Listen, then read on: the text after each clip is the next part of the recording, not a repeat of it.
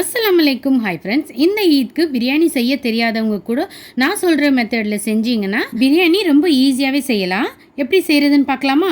அதுக்கு முதல்ல 3/4 kilo mutton எடுத்து கழுவி வச்சுருக்கேன். 1 kilo unit basmati rice, 1/2 kilo வெங்காயம் கட் பண்ணி வச்சுருக்கேன், 1/2 கிலோ தக்காளி, 8 பச்சை மிளகா, புதினா 1 கட்டு, கொத்தமல்லி 1/2 கட்டு எல்லாமே க்ளீன் பண்ணி கட் பண்ணி வச்சுருக்கேன். இப்போ குக்கரில் மட்டன் வேக வைக்கிறதுக்கு மஞ்சள் தூள், 1 ஸ்பூன் உப்பு, 1 கிளாஸ் தண்ணி போட்டு குக்கர் மூடி 1 விசில் விட்டு ஸ்டவ் ஆஃப் பண்ணிடுங்க.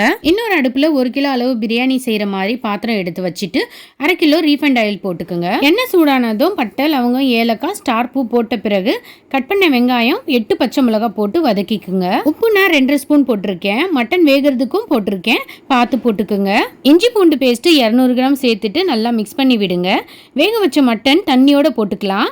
கட் பண்ண தக்காளி சேர்த்துட்டு 2 ஸ்பூன் சக்தி மசாலா மிளகாய்த்தூள், 1/2 பாக்கெட் தயிர், 1 பெரிய லெமன் பிழிஞ்சுக்குங்க. இப்போ எல்லாமே சேர்த்து மிக்ஸ் பண்ணிட்டு புதினா கொத்தமல்லி சேர்த்துட்டு நான் இந்த கிளாஸ்ல 4 கிளாஸ் அரிசி எடுத்திருக்கேன். 6 கிளாஸ் தண்ணி போட்டா போதும். மசாலா தண்ணியோட கொதிக்கும் போது ஊற வச்ச அரிசியோட தண்ணி எல்லாமே வடிகட்டிட்டு போட்டுக்கலாம். மெதுவாக ஒரு வாட்டி கிளறிட்டு மூடிடுங்க. தயிர் சட்னியும் ரெடி பண்ணிட்டேன். 5 நிமிஷம் கழிச்சு எடுத்து மேலே நெய் போட்டுக்கோங்க. இப்போ ஒரு காட்டன் துணியால தம் போட்டு மேலே ஒரு பாத்திரத்தில் தண்ணி போட்டு தம் வச்சிருங்க. 5 நிமிஷம் தம் ஆகட்டும். 5 நிமிஷம் கழிச்சு எடுத்து பாருங்க. சூப்பரான உதிரி உதிரியான டேஸ்டான மட்டன் பிரியாணி ரெடி. நான் எந்த மசாலாவும் ஆட் பண்ணலை, ஆட் பண்ணவும் மாட்டேன்.